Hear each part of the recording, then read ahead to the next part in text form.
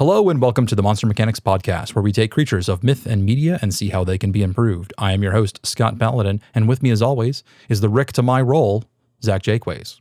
What are we talking about today, Zach? This week we're talking about Selkies. So Selkies are a myth from, sort of northern Britain, specifically from the Scots language is what that word comes from, although it seems that the myth comes from additional populations in the same area. It looks like Ireland and Northern England and Orkney and all that stuff all kind of have the same sort of ideas. Mm-hmm.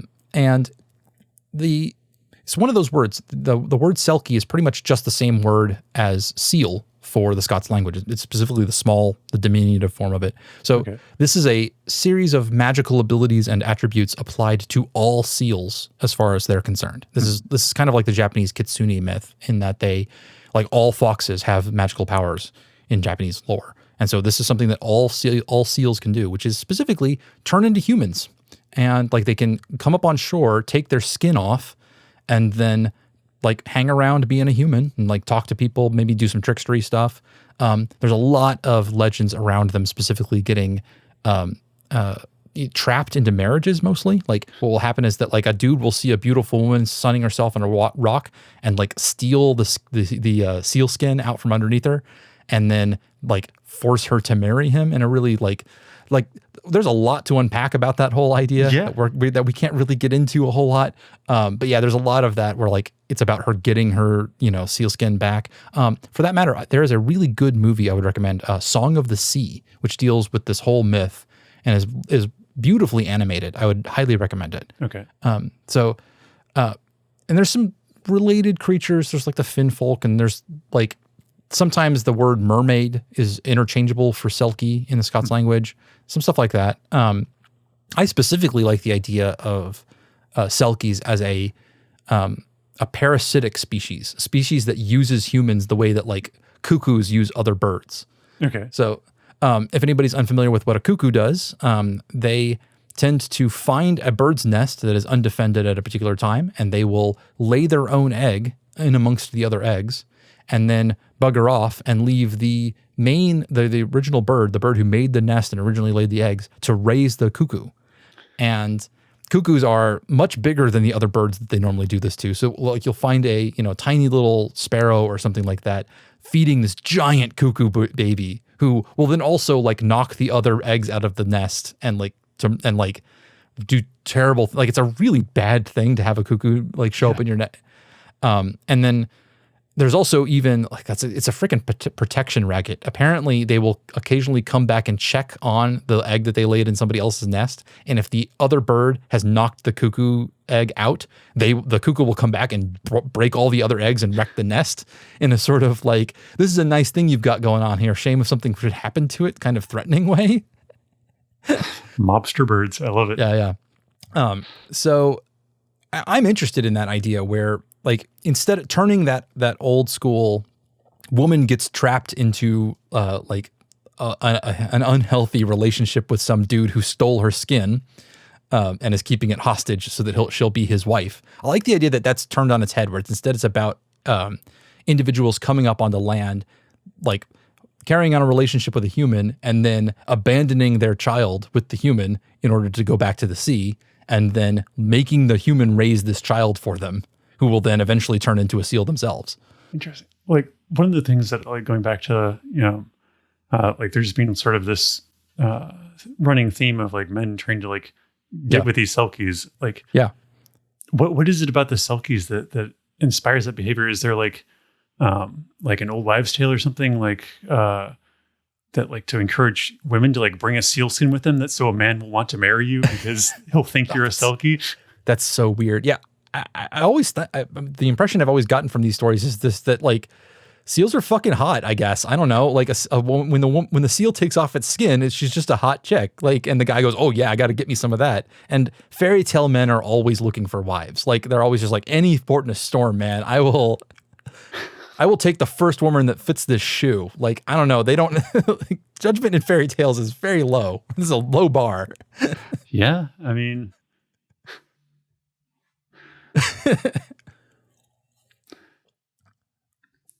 So as an adaptational thing where like I can imagine like, okay, you have your, it's not exactly a one night stand because you're probably with the person long enough for like, especially if you're a dude, you know, you mate with this beautiful woman who then hangs around for 9 months, drops a baby in your lap, puts a seal skin back on and like dumps herself back in the ocean. Yeah. And now you've got a baby. You can imagine like, there's a romantic, there's a comedy in here where like you now have one man and a baby seal who like, he's like having to get fish to like feed to the baby who like is a, like, I don't know. I wonder how big gray seals are. They're not that big. Oh, wait, no. Yes, they're huge. They're the ones that have those. Okay, yeah, they're massive. This works great then because you have this baby that turns into a massive blubbering creature. Mm-hmm. Yeah. They're not little guys. So yeah, you have this baby that gets bigger and bigger and like more demanding and more demanding, until it turns into a seal and like gets back into the ocean.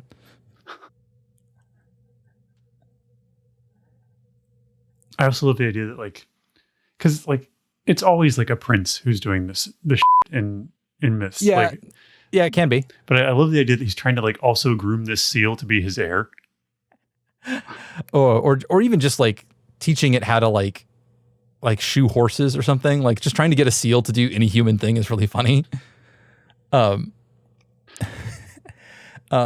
Just a seal holding a blacksmith's hammer between his two flippers. Just yeah. Another angle we could take at it is like the whole concept of like the seal takes off its skin and then becomes a human. That's pretty fucking gross, man. Yeah. Like that's grotty as hell. So like, is it literally like unzipping, unzipping down the front with a like you're setting out of a kigurumi, you know, and then like leaving that thing behind, or is it some sort of horrible, gruesome, like tear yourself out, American Werewolf in London style? Well, I mean, they put the skin back on afterwards, right? So I feel yeah. So it's got to be. Yeah. I mean, I always kind of picture it like that topsy-turvy kind of doll, except, you know, without so much infused racism. Oh yeah, actually, that's not a terrible idea. They turn themselves inside out in order to turn into a seal. That's pretty gross. Yeah, like just have like this flap of skin at the middle that they either pull down to be seal or pull up to be human. Or like they have like a slit running from like genitals up to the sternum, and you can just like grab either side of it and just like literally like turn the whole thing inside out. Okay. So like, you know, you see like flippers coming out on one side and you have to like snake your arm around through the back to like shove it into the, like, that's. And on the upside, they got, you know, they got their own purse that they take with them just all the time. Yeah. You can just like store stuff in there. Yeah. Keep some snacks. Put some, you know, the jerky and some fish, M&Ms, and yeah, some fish. Oh God, that's got to smell awful, right? Oh yeah. Make sure you clean out your pouch. Clean out your.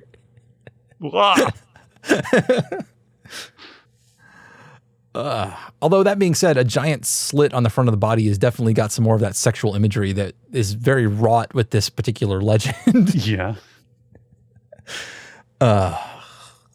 Yeah. Okay. I also I like the idea of a monster that's mostly hollow.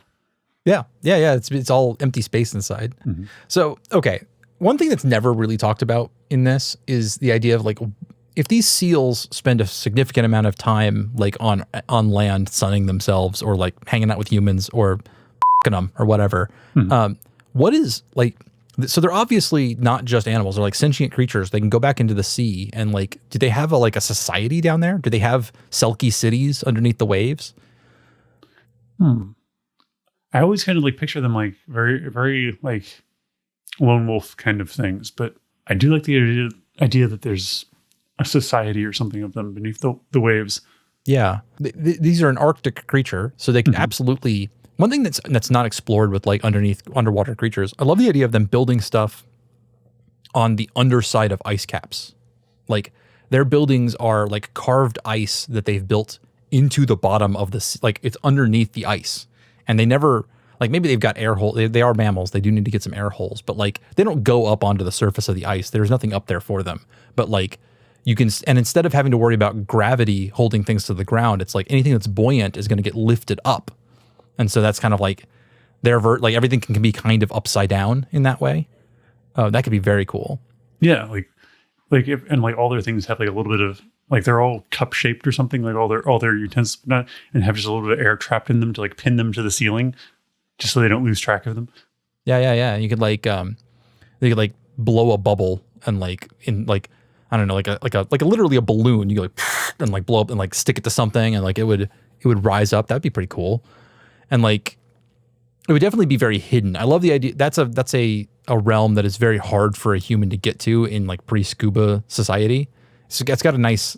I got to know what you're thinking now. So just the idea, like with the idea of Selkies being hollow, and you got to burp the Selkie before it can go underwater. Otherwise, it just bobs to the top. Oh, what like a sound that would make! Like a horrible Ziploc bag. Oh, yeah. Do you remember was it called gack? That stuff that like was like a horrible slime that like was a toy when we were kids. Yeah. And one of the features of it was apparently that you could make fart noises with it. Mm-hmm. I remember this on the commercial, and even as a kid, and believe me, farts are very funny, and more so when you're a child. But like as a kid, I'm like, I can just make fart noises. I don't like. This is not a selling point as a toy. Like that, this particular horrible goo can also make fart noises.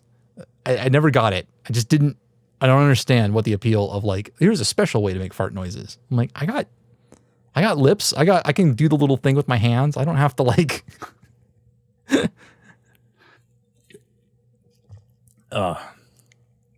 is there a way do our Selkies have goo? Are they filled with goo? Oh, God. Is that what doesn't have, is that what they fill the cavity with? Is gack? We were just getting cocky about how we can just do whatever we want. We don't have to prep at all. And now I'm on. And this is where our hubris has led us. Yeah. Feeling all confident. And now we're like, what if Selkies were filled with horrible goo? Well, I mean, okay. Well, according to Scottish myth, that's the end goal anyways. Yeah, I mean, yes. So, okay. Reset. No, I'm thinking like, where can we take, like, if we're floundering a little bit, I want to leave this in so that people can see that we're not as good as we say we are. I don't think that's ever been in doubt. But I'm thinking like, okay, could we make them eldritch horrors of some sort? I think we're halfway there already. But I mean, like, what if the seal form is a transient state? Okay. Like that's a thing. Like these are creatures that when they disappear into the sea, they don't just go live in the sea. They go down and down and down until it gets so dark and deep that they keep going down, down, down until they're going up again. And that's a different place, someplace not Earth. And they keep going down and down until it's up and up, and then they come back on a different shore somewhere where the depths of the ocean are a portal to somewhere else. Interesting. And we have this is just their way of interacting with our world. Like they're the astronauts, the explorers of their world that they come to ours. Oh, that's cool. Yeah. So then they come back up onto the shore of their home, and the skin, the seal skin that they take off is literally, it's just like it's the astronaut suit, like it's their space suit that allows them to do this transition. So they really are at their heart humans, right? Like or human shaped. Like they're just not humans of our Earth. Okay. And so yeah, they are the explorers. They're the ones who like are trying to learn about our world. So you could see that like maybe they would like strike up a relationship with a human from our world, but that like they never feel quite at home, right? That could be very cool. Yeah, that's interesting. Yeah. And maybe like what could be different about their world? Things that we think of as like assumptions that just don't exist there. Like do they have stars? I feel like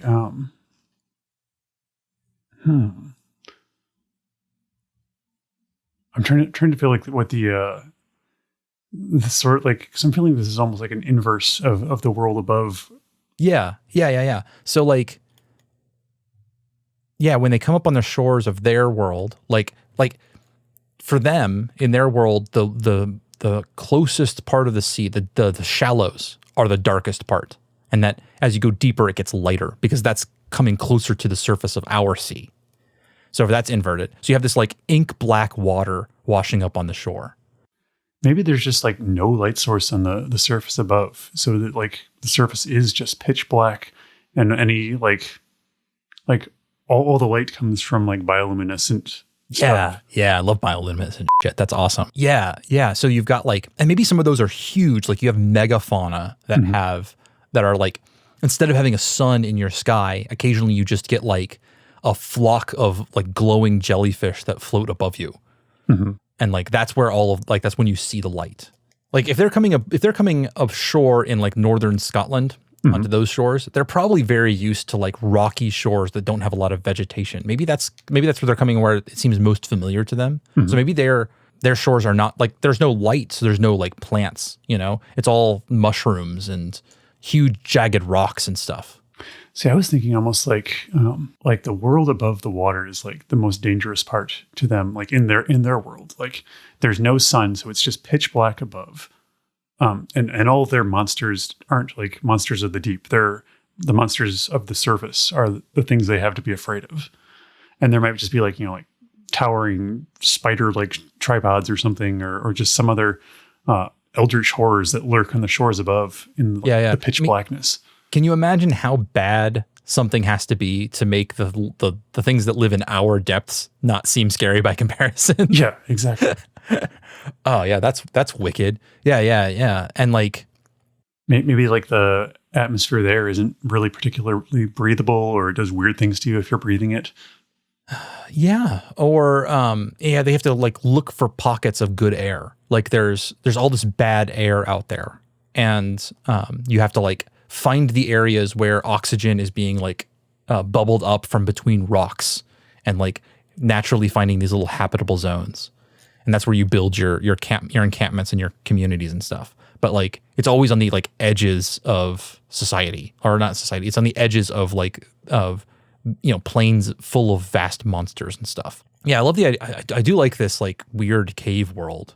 I think that they do have something like I was thinking about the question of like, do they have stars? I think they have lights in their sky, but it's nothing but auroras. It's like when we see the northern lights, it's the same thing that's the only light they'll ever see in their sky, other that's not like, you know, bioluminescent creatures or something. But like, and maybe it is. Maybe the source of what looks like auroras to them is actually, you know, airborne algae or something. But it's just, they never get these little pinpoints of light that are static. It's always these huge moving fields that'll change color and like flip around and stuff. So auroras are solar winds basically blowing through our magnetic sphere, right? Sort of. They're being drawn into the magnetic poles of our planet by the magnetosphere, and then hitting our atmosphere and like basically making, I want to say the word plasma, but maybe that's wrong, but they're creating light because of their interaction with gases. Yeah. So that's if I'm understanding correctly, that's why you'll get different colors, is because it's activating different gases. I could be wrong about that one. I'm remembering it off the top of my head. So if I'm wrong, please tell me on Twitter. I will be happy to hear. Always up for a science lesson. Yeah. So maybe there's something out there in their world, or maybe their world isn't a sphere, or maybe it's the inside of a sphere. Like the surface of their world exists around the inside of a sphere, and as they go down, they end up in other worlds. So like maybe they have access to worlds that aren't ours through other. So we're just one of many places for the Selkies. Yeah. And these creatures use different methods to get to different places. You know, like they're using their their seal suits in order to get to our world, but they are using, you know, maybe they have a different kind of creature suit that they turn into to travel through air pockets or different parts of their, like maybe they come through magma in another one or something. I don't know. That could be very cool. I mean, that also kind of makes like the Selkie planet or whatever a hub world, like which makes trapping a Selkie makes sense if you want access to these other other worlds. Yeah, maybe one of the reasons to steal a Selkie suit is that it gets, you could then put it on and go down into the depths of our world, show up in theirs, and then go from there to somewhere else. Maybe it's a way to get access to cool stuff yourself. Oh, yeah. Yes. Okay. So then these Selkies they're like bio artificers. Like they have incredible ability to create like living technology. If their Selkie suit is anything to be got to go by, because like they're able to make something that they put on and it turns them into another creature. Then they can like survive as that creature for an indefinite amount of time and then remove it and then put it back on. And like it's super useful, but like still sounds very biological to me. So like what other kind of technologies might they have? Like how do they live in this world full of monsters? How are they surviving there? You know, like, like have they like bioengineered like special like food sources, like a thing that will grow on the surface of a cave, but you can just like scrape it off and then like form it into like different kinds of food and stuff, like a fully nutrient rich thing. Or I love the idea that like maybe it's like the material that the suit is made of is just like that's their raw resource to work with. Like because we have trees, like we build so much stuff out of lumber, but because they have this moldable flesh, that's what they build all their tools out of. Yeah. So they've got like this living flesh that's what they can farm easily, right? Like it's just this, it reproduces pretty well, and like so it spreads, and so you have to like leave chunks of it down on the surface or whatever, and then feed it nutrients or maybe that's what grows on their surface world, is just they have these fields of flesh that they can. Yeah. Like these like, and like maybe there's, in fact, maybe it's not just one type of flesh that can be molded in lots of different ways. It's like, just like we have trees, but we also have reeds and like rattan and bamboo, and like there's all these different natural materials and wool and like flax and stuff. Like there's all these different things. So they have all these different, but instead of using plant material, it's all these like various forms that we would think of as flesh. So it's like, there's the chitin fields and the skin fields and the fat fields and these things that like trees made of bone and stuff. This is where the umblebee lives, and maybe.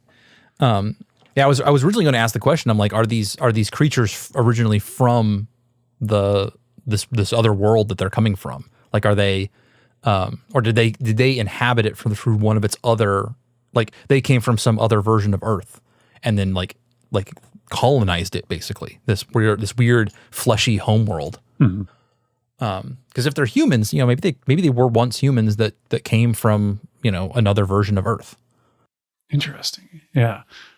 I mean, like, it might also be that like maybe I think we kind of did that with the leprechauns. I was going to say like maybe like all these different holes to Earth, like just access different points in time on our planet.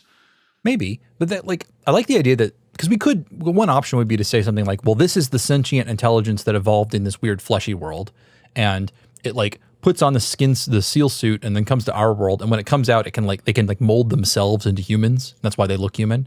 But I kind of like the idea that this is just a population of humans who stumbled into this area, and because humans are adaptable and ingenious, like they figured out how to live there. Mm-hmm. Yeah, someone just took their submarine down into the Mariana Trench and then like got stuck on this other planet until they figured out how to farm this biomaterial. Yeah, and it happened enough times, and you managed to get a breeding population, and then like maybe that's one of the things, like they just don't have a lot of people, so maybe one of the things they're looking for is other people who might come join their community. Like they go out, like the reason why they're sunning themselves on the coasts of Scotland is not that they want to like, maybe they do want to learn and like find these places, but maybe they're also looking for people who might come join them, and be helpful and join their community. I mean, it could also be like something as simple as they're vitamin D deficient because they're humans living on a planet without a sun. Or they're because their technology is all biologically based, they're looking for other versions of Earth to find animals to get ideas and inspiration for like, oh, if I build a thing based, like, look at this cool crab. If I build a thing based off of this cool crab, then that will help me harvest more grains here, or I could use this chitin in this way to make armor or something like that. They're like coming out here for inspiration because they it will give them additional information. Like it gives them, ideas and like other solutions to problems that they wouldn't be able to think of on their own. Mm-hmm. So traditionally, Selkie have always been portrayed as women inside these, but like, do you think that's necessarily has to be the case? Absolutely not. I think that's got to be, all biological and gender, expressions can be. Sure. Yeah. Because it's just a population of people. Like there's got to be explorers of all types, mm-hmm. unless we're going the moldable route, in which case maybe they're choosing to present as feminine for some reason, mm-hmm. But I like the idea that they're just, the stories that survive happen to be the female ones in our world, but like the real, like there's all kinds of Selkies, there's males and females and non-binary and all that. Mm-hmm. Okay. I like the idea of Selkies as interplanetary travelers. Yeah, I think having them be explorers is really cool. And it introduces a different story structure to the Selkie legend, where maybe it starts off with the traditional version of the guy stealing the skin, and in order to trap the person that they want to interact with more. Maybe it doesn't go straight to, I'm holding this ransom so that you'll be my wife, but it's more like, I'm going to take this and you're trapped here now. And it's kind of a shitty thing to do, but it's not like you are immediately beholden to me. It's more like I've taken this thing because it seems valuable and I want to hold on, I want to investigate it. And now that traps the two of you to get the two characters together long enough for them to get to know each other. Then you have the nice scene where the guy gives it back and he's like, okay, I'm sorry. I'm going to atone for this. But now they've built a connection. And then maybe it ends with, him being given his own seal suit to like travel to this new place and see it. And then maybe go from there to other interesting realms where they could travel to and learn about and like see the weird, wondrous things that are there. Or if you're playing a D&D game, you've got you're approached by this human who wants you to break into this noble's house, and like it's a whole heist setup. Oh yeah, that you're just stealing a wet flap of skin. Yeah, and or maybe like we were talking about, the seal skins might be useful because they can be. You can put them on and go into the Selkies realm. Maybe they're also just like inherently useful because they're biological technology, and like a sufficiently clever artificer or wizard or something like that could investigate one of these things and learn how to make the same sort of technology here. And so just it's like a trade secret kind of thing. Like I want to get this thing so I can reverse engineer it, or maybe it has within it materials that are useful for magical components or something like that. That could be really cool. I also like the idea that like you could go for like a real body horror kind of thing, like where some mad wizard's trying to, set up these fields of flesh, like with materials he has on hand, which are just other living creatures at this point. Oh yeah. Yeah, that's classic villain territory. I love that. Yeah. And he's using that. And then you might have an approach where it's the Selkie approaching your adventurer or protagonist, or even being the adventurer or protagonist who's trying to put a stop to this because it's horrific and awful and like giving them a bad name. And like this guy's committing, a war crime basically by like creating creatures only to suffer as he tries to like mine them for all kinds of awful materials. Yeah. See, we pulled it out. Yeah. We recovered. we got from burping the Selkie to something useful. I think that's, this is cool. I really like this version of Selkies where they're coming from another world, and they have, that gives them, they're not just an interesting little terrestrial creature. They like unlock this whole other option for storytelling with them. They're a mystery coming from another world. Or maybe because the Selkie suit like is biotechnology, like it has to be properly maintained. Oh yeah, for sure. And if it's not, like it can seed and like take root. Ooh, yeah, I like that. And you might like get like this like an abandoned Selkie suit, like just like fusing with the terrain around it and like taking over a place, covering everything in flesh. Yeah, and like it could be one of those things, like the longer it goes without being maintained, like what it's going to do, nobody really knows. Like it could do lots of different bad things. Like maybe you put it on and it doesn't like meld with you properly and turn you into a seal. Instead turns you into something else that's like worse, Oh yeah. And like doesn't do the transformation properly, and you end up with like limbs sticking out in different directions, or like turns you into a completely new monster, or like unleashes a plague or something. Or does turn you into the inside out creature, but like it just not the way it's supposed to. Yeah. Oh, that's gross. Yeah, I like that. Let's see. What else could we do with these guys real quick? before we close out. Is there any other biotechnology we want to talk about from these guys? Because it's such a neat angle. I don't want to abandon it completely yet. Like, what would their weapons look like? Like, would they be the kind of creature to build weapons into themselves? Maybe like Wolverine Bone Claws style, or yeah, I could definitely see, or like into the suits, like just like if they're able to spontaneously grow bone, or project or have bone projectiles, that kind of thing. Yeah. There's a species of frog that apparently breaks its own limbs in order to use, like, to have the bone shards poke out that it can then use them as weapons. So, I mean, that's an option. Damn, nature, you scary. Yeah, as weird as we come up with stuff, there's always something weirder in the real world. Yeah. So, okay, maybe there's, and I'm all for populations that are not monolithic. So like there's different, there's people who approach these things in different ways amongst the Selkies. So maybe there's people in there who are like, no, the body is sacrosanct. I'm going to remain as a baseline human. Maybe for religious reasons, maybe just for aesthetic reasons. But there could also be like, no, like we have access to this technology. Let's improve ourselves. Let's go full transhumanist, and like I want to have a second set of teeth inside of my main teeth, and like all alien style, because it's, I don't know, it's fucking rad. I like that. I want to chew my food twice. Absolutely, man. Or like, like adding additional limbs or something like that. And like it, like you've got somebody who has 4 arms, and how like all of the interesting additional like capability that it might add for you. Well, I feel like probably like at least one of these cultures' primary goal would be like, well, I want to be able to live under the water without having to be in this stupid suit.